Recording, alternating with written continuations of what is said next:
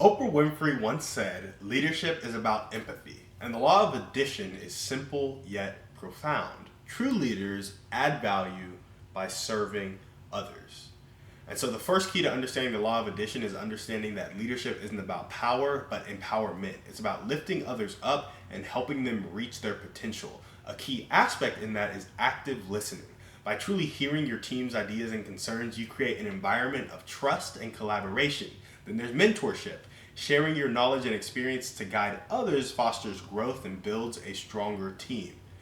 Also remember that recognition matters. Acknowledging and appreciating efforts significantly boosts morale and productivity. By embracing the law of addition, leaders can transform their approach, creating a positive impact that resonates through their teams and beyond because it's built on a foundation of empathy and understanding. So we went through it really quickly, but when we're thinking about building a team on a foundation of empathy, understanding, really helping them thrive as a team, we got to understand empathy and we got to understand how these aspects we talked about, from active listening, mentorship, recognition, and then having that positive impact on people, comes from that foundation.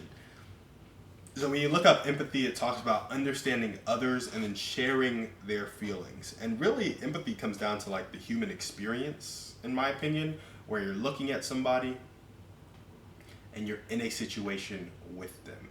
See, we have these mirror neurons that are in us where when we let them work and when we're not getting in their way, we quite literally feel what other people feel.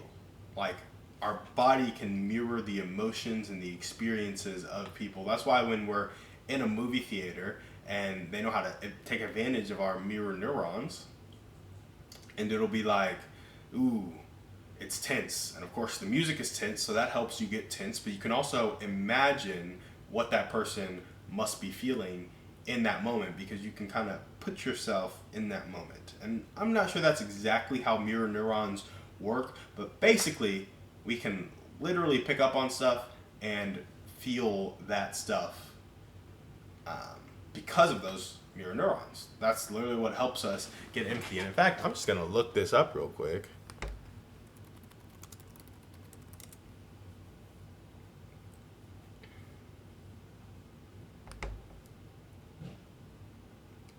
Yeah, so mirror neurons activate when we perform an action or when we see an action being performed. And they're essential for imitation, which is key in the learning process. So even us, like, understanding how to be sad, understanding how to be mad, came from our mirror neurons taking action.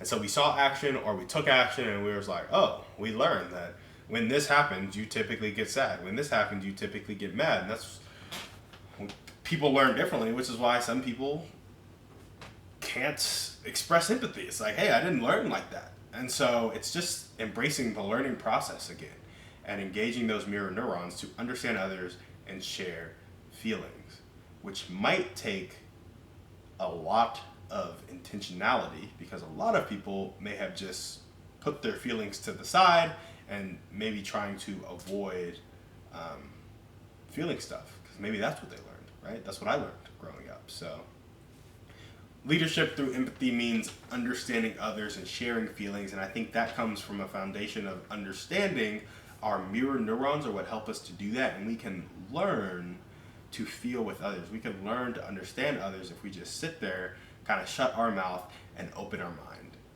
So then it comes to active listening, and there are active listening skills, and then I think there's active listening. And active listening skills may be sitting forward, smiling as they speak, or mirroring their emotion as they speak. So if they're sad, be sad. If they're happy, be happy. When they laugh, you laugh. You nod as they kind of pause to affirm that you are listening, you are understanding, and that they should continue talking. And then when they stop talking or they come to the end of what they say, maybe you mirror the last 3 to 5 words of what they said. You either put it in kind of an emotional audit on it. So it seems like you're feeling pretty angry because your brother slapped you in the face. Or they're like, yeah, my brother slapped me in the face. Your brother slapped you in the face? Yeah, he was tripping. He must have been hungry. He must have been sad. His girlfriend must have broke up with him. His girlfriend must have broke up with him. Yeah, they've been struggling this whole time. So you can kind of mirror the last 3 to 5 words or kind of seek to understand an emotion, and the idea of that is to get to the that's right, and that's in Never Split the Difference by Chris Voss, and it works. I've done it on people. It's pretty crazy. But that's kind of the active listening portion of it. You show people you understand by affirming them as they speak, mirroring their emotion, mirroring their words, getting them to elaborate more, summarizing once they're done speaking, and then it'll get to that point of understanding. So I think that active listening skill, that's what I just described.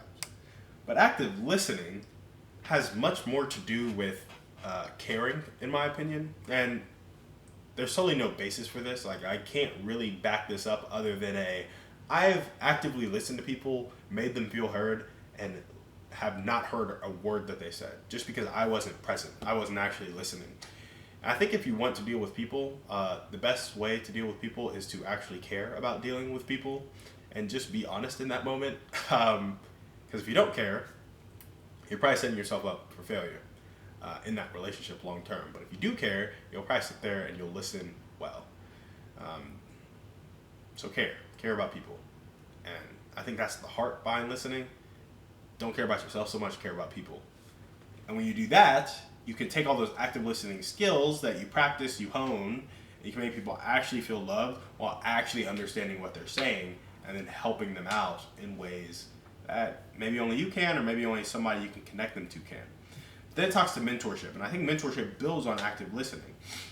To me, it's like growth and insight. Insight into your life for the sake of growth towards who you want to become is why I would want a mentor and why I feel like people get mentors, because they want insight into a problem they don't have so that they can grow into a person they can't grow into alone. And if the mentor doesn't listen to you, how can they speak into your life? That's just my question. So you can't really mentor people. You can't really give them advice if you're not listening. And even if you listen really well, you probably still can't give them advice because they have more context on their life than you do. All you can do is simply offer a perspective that provides your insight and maybe helps them grow. And it's like, let them know. You have more insight than I do. I hope that works for you, right? So that's how mentorship works and is built on active listening. And then recognition is also built on active listening. And in part.